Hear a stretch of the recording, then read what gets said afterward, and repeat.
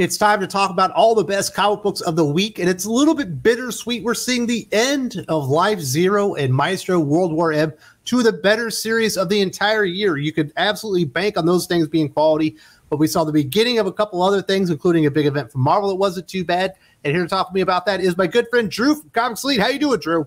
I'm doing great, Wes. Saw John Williams' retrospective concert last night. It was fantastic. But the only way to cap that would be to talk about some great comics today. So let's talk about some great comics. Very well. Let's get right into Life Zero, number 6 from Ablaze. Stefano, Vietti, Marco Checchetto on art. Basically perfect from the very beginning all the way to the end. We get the big finale here. And my goodness, are the consequences of the actions of the main character. They're so brutal. He's got like, he has to fight for his dying wife, basically by the end. And we finally get the big reveal of what Patient Zero is. And apparently it's not just zombies anymore. There's something else out there. And this is the conclusion of something, but it feels like there must be another chapter of this damn thing. You're exactly right. When they said, like, this is the end, I'm like, no. You can't end this here. Not with this big reveal. It's not going to happen. Yeah, and what's great is that eventually we're given excerpts from a diary, which brings to light some sorrowful details. And I thought that kind of broke my heart reading those. But yeah, it's a ticking clock issue. Hero needs to go save his wife. She's mortally wounded. Does he get there in time? I don't know. You got to read it to find out, guys. This is a terrific final issue, terrific series. If you haven't read it, do read this. You're not going to regret it. Yeah, if you missed out on all the singles and you find it hard to get a hold of, find out when the trade comes out. Get to your comic book shop and let them know that you want a copy, because you're going to want this thing, especially if you're a horror fan, if you're a zombie fan, if you're a Marco Checchetto fan. You're going to want this damn thing. It's so beautiful. It's almost perfect. Speaking of perfect, we've got Do a Powerbomb number 2 from Image Comics. Daniel Warren Johnson writing and illustrating. He is a lover of wrestling. I'm a lover of pro wrestling, and this thing is absolutely brilliant.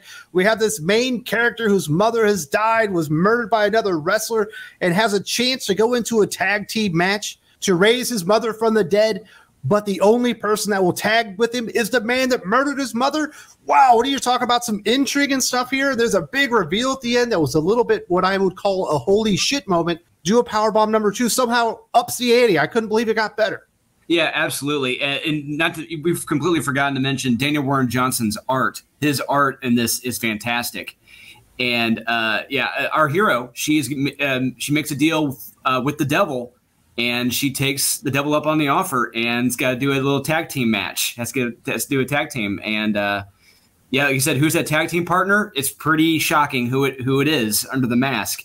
But yeah, very fun, emotional, funny, violent. I love this. Yeah, strong recommend from Do a Powerbomb number 2. Daniel Warren Johnson is really great at the big 2, but he's even better when he's on the indie scene with his creator-owned stuff, because he's really, there's no regulator on him. He gets to do exactly what he wants. He's a really great creator. Just one of the real supreme talents in comic books. Definitely be reading Do a Powerbomb. My next recommendation is Nottingham number 9 from Mad Cave. David Hazan, Shane Connery, Volk. We get the continuation of the story where we have this weird alliance between Robin Hood and the Sheriff of Nottingham. And this issue kind of starts out pretty slow. Actually, I was a little bit turned off to it. This might be the weakest issue of Nottingham so far. But because they started out slow, and I don't think what they were presenting was necessarily bad. They think they just took too long. They decided to just fill up the second half of the comic book with so much action and so many high-stakes moments. It turns out anybody in this comic book can frickin' die. I couldn't believe it. The art from Shane Connery Volk is like mind-bendingly good. I don't know what else to say about Nottingham if you're not reading it. If you like Robin Hood, you like stories like this thing is absolutely badass. We didn't get this book yet. We haven't gotten it yet. I think we just may have gotten it today, and I'm hoping to read it for next week's reviews. But yeah, I cannot wait to read this. I'm glad you got to read it. I'm very jealous you got to read this, because one of the best series, as well, from the last 2 years. Yeah, not enough can be said, and you're already building it up, so I already know it's going to be good. Especially the second half of that thing. It is what we call the cracker. This thing absolutely goes full pedal to the metal and really starts moving once it gets over this kind of introductory story part. Now let's get to your comic book recommendations on the indie scene. You're going to Old Faithful, Todd McFarlane, Brett Booth, Gunslinger Spawn number 10. Definitely the breakout character in the Spawn universe that Todd McFarlane has expanded this year. I loved the opening of this issue. We have Gunslinger. He's bored, annoyed, and fed up with She-Spawn and Spawn babbling back and forth. So he just leaves. I love it. It's hilarious. I loved it. And then he's in a room. He sees a bunch of different hell spawns on monitors around the globe. It doesn't go exactly according to plan how I would think. But, oh, yeah, I forgot. He's a gunslinger, so from the Old West. But Gunslinger proposes an idea for how to get the other hell spawns off their backs. And then right after that, it's mano a mano. Al versus Javier. Spawn versus the Gunslinger. No weapons. I love this issue. It's terrific. Brett Booth is fantastic. Todd McFarlane is doing a great job with the scripting and everything. It is the best from all the Spawn books, and they've set an incredibly high bar with this series. You can't sell the Brett Booth art high enough. It's absolutely breathtaking. Is it the best illustrated comic book on the market? I don't know, but it's definitely like top 3, top 4. It's right up there with all the best stuff, like the Marco Checchetto Life Zero that we talked about earlier. Fantastic there. Let's go over to the best anthology book that you can find in comic books. Ice Cream Man number 31 from Image Comics. W. Maxwell Prince, Martin Marazzo. This isn't one of the scarier issues. This is not a horror issue like it was the previous one. It's a very heartfelt and somber issue about life and death, happiness, being alone, raising kids. There's a lot of truth and honesty in this issue, and one of those is that getting old sucks. And you see that through the eyes of the child, and later on you see it. Early on you see it through the eyes of the father, and then later on you see it through the eyes of the child. It is a terrific, heartfelt issue, and one of the better indie series out right now. One of the best from Image. Yeah, Ice Cream Man number 31. If you've not gotten on the Ice Cream Man and Ha Ha Ha trade, I say get on there, folks, because this thing is absolutely waiting for you to discover it. Got some really creepy stuff. Sounds like they was going more for the heartstrings of the reader this week. You're recommending 3 comic books from Scout this week, starting off with WRAITH number 2. Everyone's favorite horror-based skateboarding character, Tristan Gallagher, Christian Dibari on art. I flipping love the art, and I love the story in this comic. This is a great revenge horror series. And reading this, it really has the feel of an 80s indie comic from like Rebel Studios or Caliber Presents, just like along the lines of like Faust or The Crow. I really feel like this should be in black and white. This should be a much more powerful, strong story if it were in black and white. With that being said, yeah, I cannot recommend this one enough. And I love the cliffhanger in this issue. We actually see what happened with this demon, which is terrific. And they sell merchandise in the back. I'm actually planning on getting one of the shirts for this series that's in the back because I love this series so much. Maybe they'll release in black and white a cut of this. But yeah, check this out. WRAITH number 2. Scout Comics apparently put out all the best stuff on the indie scene because Drew has another recommendation. Playthings number 2, John Clark, Travis Williamson. I'll be honest, I haven't heard much about this series. What's going on that people need to go in there and read it? So issue 1 came out, I believe, like almost 3 months ago. And it's been, I don't know if it's due to publishing delays, paper shortage, but we thought it might have gotten canceled or what. But we were surprised when we got it in our lunar boxes. But yeah, so Playthings number 1, or the series, is about, effectively think about the talking Tina doll from Twilight Zone, or the talking Krusty doll from the Treehouse of Horror series. It's a terrific horror story with great pacing, suspense, the art. It's all top notch. It really has that very creepy, unsettling feel about this menacing doll that wants to kill the parents and the owner. And what the mother and the child go through is just terrifying. And I legitimately care for these characters. And I can't wait to see what happens in the next issue, because there's an even bigger twist at the end of this issue. Scout has definitely gone hard in the paint when it comes to the horror comics, because you're recommending what appears to be another horror comic, She Bites number 1, Hedwig, Hale, and Alberto Hernandez. I did not see this one coming at all. And typically, I save the ones I think are going to suck for first. So this is one of my first ones I read. And effectively, it's about a little girl, or is she a little girl? And she needs a babysitter. And I don't want to spoil anything else because of what I'm going to say, or what we'll say. It's going to ruin the hysteria, the laughter, and the violence of this comic. I just know you're in store for some extreme violence and laughs in this. I cannot recommend this enough. This comic was just about perfect. The art could have been a tad better at points, but wow, I was completely surprised by this one. So definitely go visit your comic book retailer and get some of these wonderful indie comics. And while you're there, there are just a handful of Big 2 comics that we're recommending this week. From Marvel Comics, Maestro World War M number 5, Peter David, Sebastian Cabral.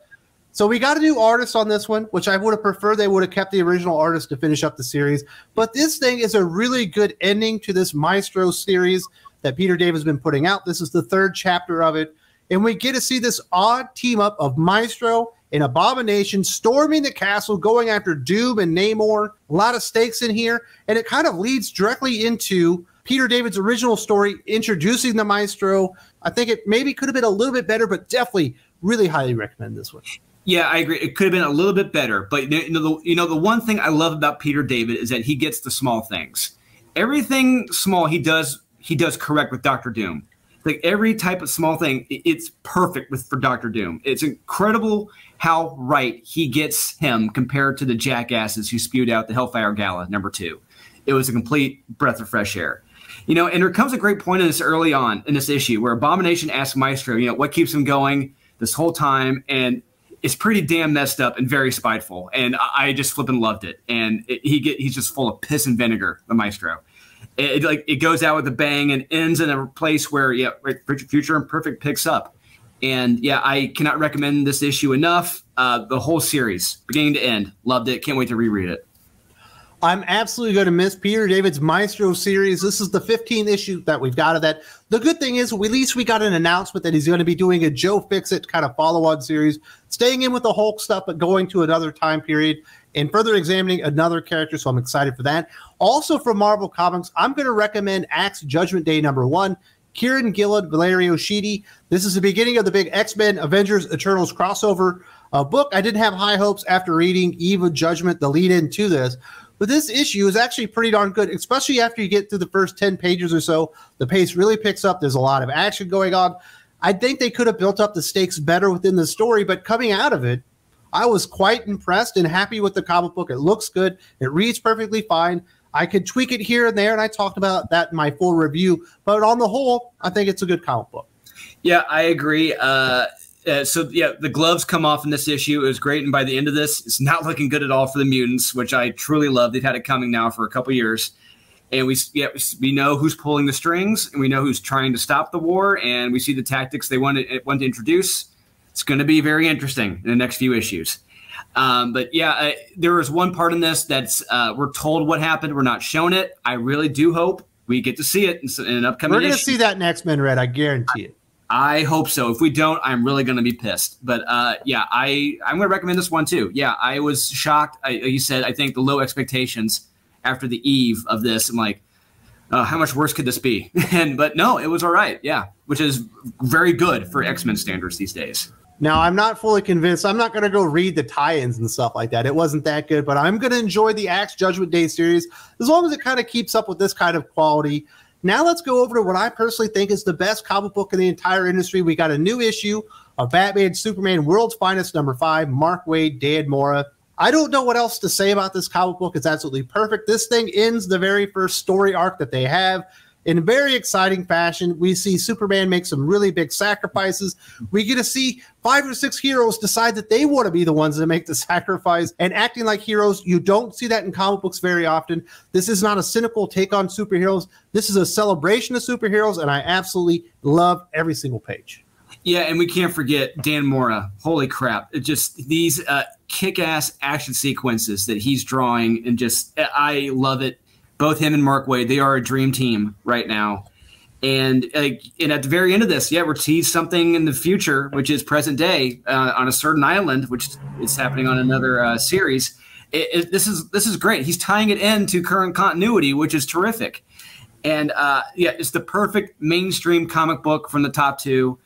Can't recommend it enough. I really, really do hope Mark Waid stays on the series. It keeps going. I hope Dan Mora stays on the series, because this is going to be one hell of a collection when it comes out in the end. If you are not convinced by Drew and myself, there is proof. I made a video review basically outlining all the things that I think Dan Mora and Mark Waid are doing perfect in this issue of Batman Superman World's Finest and why it's the best comic book on the market. Definitely check this video out. If you haven't seen it yet, see the art, see the story, see what I'm talking about, and you're going to want to read it too.